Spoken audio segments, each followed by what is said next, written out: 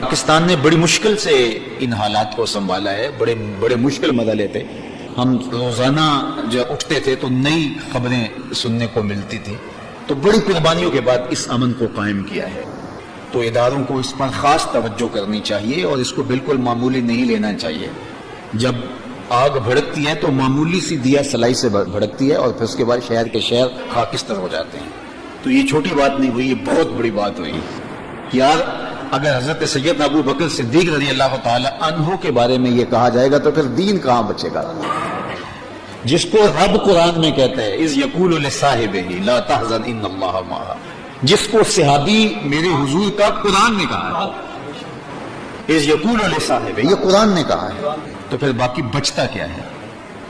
اللہ کے محبوب علیہ السلام نے ارشاد فرمایا، حضور کی نگاہوں میں یہ سب کچھ تھا جو ہونے والا ہے۔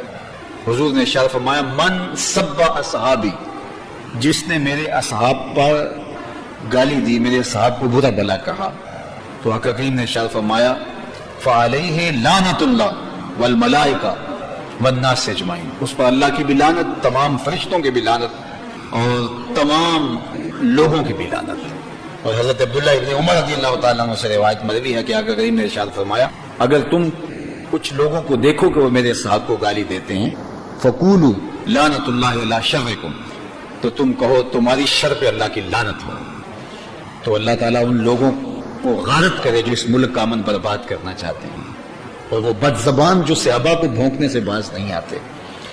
ہمارے ہاں صحابہ اہل بیت ہمارے ایمان کا حصہ ہیں، اور ان کی محبت ہمارے رگ و ریشہ کے اندر محو نفوذ ہے، اور ان کی عقیدت ہماری زندگی کا حصہ ہے۔ یہ بڑی ضروری باتیں تھیں، اور میں نے اس لیے کی کہ یہ باتیں جو ہیں وہ غور کی جائیں اور ان باتوں پر عمل پیدا ہو۔ اس وقت ملک کے اندر جس طرح کے لوگ جو ہے وہ ہم سے رابطے میں ہیں اور جس طرح کی باتیں ہو رہی ہیں، تو آگ بھڑک سکتی ہے اگر بر موقع اس کا علاج نہ کیا گیا، تو ہم اس کے بالکل متحمل نہیں ہیں۔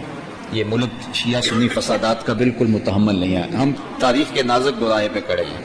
کفر ہمیں مٹانے کے لیے جس طرح سے سازشیں کر رہا ہے، تو ایسے لوگوں کو اگر چھوٹ دی جائے کسی کے کہنے پہ یا کسی وجہ سے، تو اس کا نتیجہ یہ ہوگا کہ بہت خطرناک حالات ہوں گے جن کا ہمیں سامنا کرنا پڑے گا۔ اللہ تعالیٰ میرے وطن کی حفاظت فرمائے اور ہمیں صحابہ اور اہل بیت کی چوکھٹ کا فقیر رکھے۔ ان دونوں کی محبت، صحابہ کی اور اہل بیت کی محبت ہمارے ایمان کا حصہ ہے۔ یہ حضور کے سینہ نور سے، مشکات نبوت سے پھوٹنے والی کرنیں ہیں، اور آقا کریم علیہ الصلوۃ والسلام کے ساتھ نسبتوں کے امین اور اس امانت کے حامل یہ بابرکت ذوات اور یہ ہستیاں ہمارے ایمان کا حصہ ہیں۔ آقا کریم نے اصحاب کے بارے میں فرمایا صحابی کالنجوم فبأیہم اقتدیتم اہتدیتم، میرے صحابہ ستاروں کی طرح ہیں، تم جس کے پیچھے چلو گے تو تم ہدایت پا جاؤ گے۔ اور اہل بیت کے بارے میں فرمایا میرے اہل بیت کی مثال حضرت نوح علیہ السلام کی کشتی کی طرح ہے، تو جو سوار ہو گیا وہ نجات پا گیا، جو سوار نہ ہو سکا وہ ڈوب جائے گا۔ سمندروں کے سفر تھے اس زمانے میں، تو کشتی پہ سوار ہو کے ستاروں پہ نظر رکھ کے منزل تک پہنچا جاتا تھا۔